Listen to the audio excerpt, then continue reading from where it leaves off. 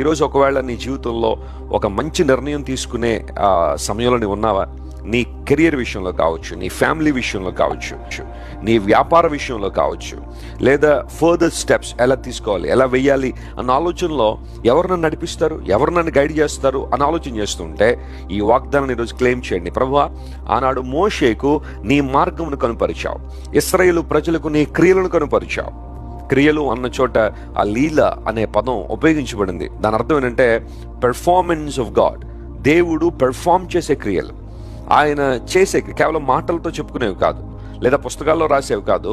God performs wonders and miracles. ఈరోజు నీ జీవితంలో ఆయన చిత్తాన్ని తెలుసుకోవడానికి నువ్వు ఇష్టపడితే ఆయన తన క్రియలు కనుపరచడానికి ఆయన సిద్ధంగా ఉన్నాడు. One more thing I would like to add, our God is working God. మన దేవుడు పనిచేసే దేవుడు. ఆయన సోమరి కాదు, తన ప్రజల పక్షాన పనిచేస్తున్నాడు. ఆయన క్రియ చేసే దేవుడు. ఆయన తన క్రియలను కనుపరుస్తున్నాడు. నా ప్రార్థన, నా ఆశ, ఈరోజు దేవుడు మీ జీవితాల్లో తన క్రియలను, తన చిత్తమును సమృద్ధిగా కనుపరచును గాక. ఆమేన్.